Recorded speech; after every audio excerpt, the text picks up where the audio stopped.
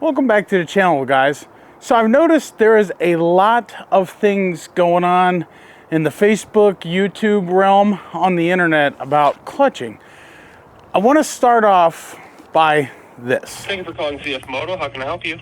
Yeah, I had a question. I'm seeing a lot of debate on the internet about clutch kits and high RPMs. I just wanted to ask the actual source, is it okay to run these Cfmotos at higher RPMs? What's the thoughts on that? Because I want to get a clutch kit, but I want to make sure I'm buying the right one. Yeah, I mean, there's no issue with being in the higher RPMs. I mean, we would recommend not being, like redlining all the time. Okay. But, just like any other vehicle, your RPMs are going to be higher depending on what kind of driving you're doing. Right, but let's say up in the high 7s, 8s. Is that, if it's for a second or maybe a minute, that's fine, but sustained periods not so fine, or what? Yeah, exactly. Just like, I wouldn't be in that high of RPMs for, 10 or 15 minutes. Like, I wouldn't be going long distances in those high RPMs. Okay, that's what I was kind of thinking. So, all right, I appreciate your time, and I just wanted to get it from the source because there's such a huge debate on the internet. Yeah, no problem at all. Okay. Yeah, I mean, just like anything else, we just recommend not to be, consistently redlining. Yep, that's what I thought. Okay, thank you. Yes, Appreciate of course. You have a great rest of your day, and feel free to call back if you have any more questions. Will do. Thank you, sir. Have a good day.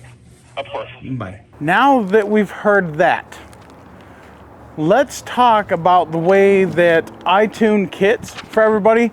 And I got notes here, that way I don't get off track. One thing, what we do here at Redneck Garage is we like to make high range usable without being high in the RPM. So, if you had to hit the road to go trailhead to trailhead, you could. It's going to save you on fuel. It's not going to rev out your engine too much. Revving the engine at higher RPMs does reduce its lifespan. It's true with any engine. There is manufacturer's parameters as to how high that engine can rev, but it's put in place to be a fail-safe, not to rely on. So when you go with them higher RPMs, the manufacturer sets the rev limit, let's say on this unit, at 8,000 RPM. It's there in case you're, let's say, in low range and you're in a sticky situation and you're revving the engine because your tires are spinning, as example, as a mud situation. It's there to make sure you don't damage your engine. But doing so for prolonged periods of time will damage the engine. It will degrade the life of the engine. It doesn't mean the engine won't last 10 years, 100,000 miles. Doesn't mean that at all. You never know how long these engines can last. These engines are mass produced, and not just these, but Honda and everywhere else, they're mass produced, so they could live for 1,000 miles, they could live for 50,000 miles. You just never know with them. So I always say take care and kind of know your machine and know your limits. So one thing I wanted to touch on is how we build kits and the reason that we do the kits that we do. So we make your high range usable and your low range the fun range. We don't want to turn your high range into low range. So the way our kits are tuned is in high range, you're going to be able to get up and go. It's going to have a nastier punch than stock, and but it's going to keep you at like a cruising RPM. It's going to lower your RPM, and even some cases will lower it. Might I add, higher RPMs means more airflow in the CVT, which means lower belt temps. So you're going to see lower belt temps if you have more RPM to move more air. It's like turning a fan from low, medium, and high. More air, more heat dissipation, more cooling. But then you got to run your engine at high RPMs to do that. Lower than stock. That's going to save fuel consumption. the whole host of things that's going to quiet down your engine when you're hunting.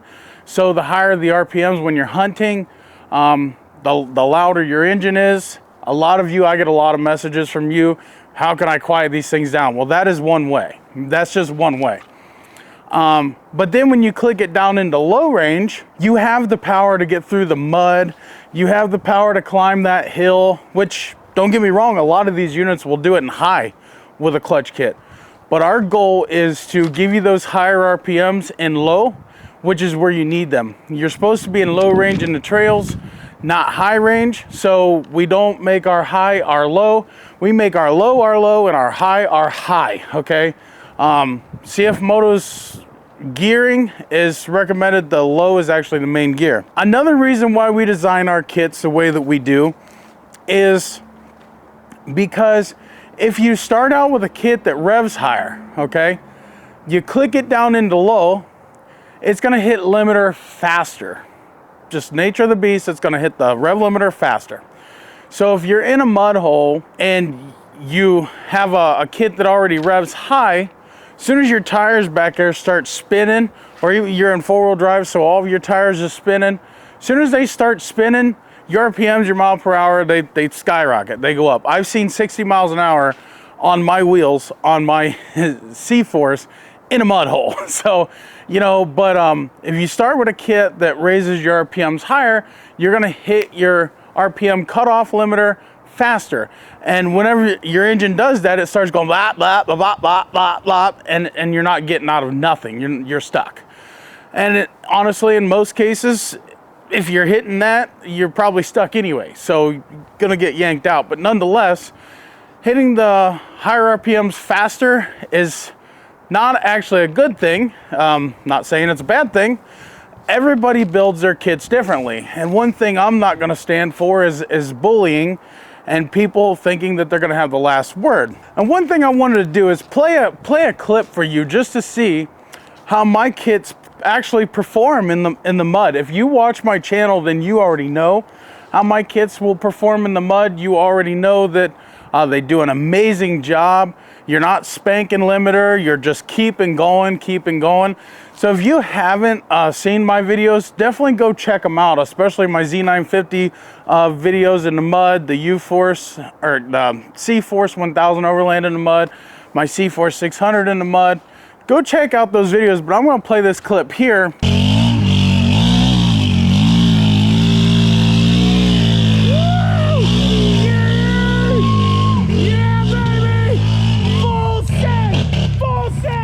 Now that you've seen that kit, I want you to know that I don't just tune kits for the road, for the mountains, for the sand dunes, for the racetracks. I have kits for everybody. Do you live on a farm and you just want a smoother kit? I got it. My kits are unbeatable at the smoothness. Nobody out there has been able to touch my smoothness in the clutch kits, which can be verified by thousands of you. I also have kits for people who want to race. I got guys who ice race with my kits. I got guys who woods race with my kits. I got guys who do like motocross track type racing with my kits. I got, like I said, the farmers who are pulling, you know, heavy loads, spraying weeds. I got you performance junkies who do want that higher RPM, and you do know the risks that are involved with running your engine at a higher sustained RPM. I have kits for everybody. My kits aren't just walk to the shelf and grab one and send it out to everybody. When you order from my website, you pick out what you want, and then you tell me the riding style, and I put together a kit for you as we ship it out. And some of you have actually spoke with me on the phone before you even purchase that kit, so you got a general idea of what you need. Our kits are not off the shelf, you know, built just grab and ship. Our kits are put together. We carry multiple different springs here. We carry multiple different weights here. We carry multiple different helixes here, and we're continuing to work on more and get more setups out there.